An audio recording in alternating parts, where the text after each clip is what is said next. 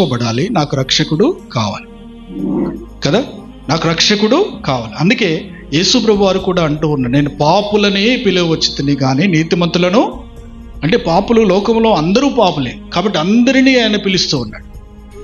ఆయన అందరినీ కూడా నా ఎదుగు రండి అని పిలుస్తున్నాడు. ఆయన ద్వారా రక్షింపబడి రాబోనటువంటి మహా ఉగ్రత నుండి అనేకులు నిత్య నాశనం నరకం నుండి తప్పించబడాలని ప్రభువు పాపులనే పిలుస్తూ ఉన్నాడు.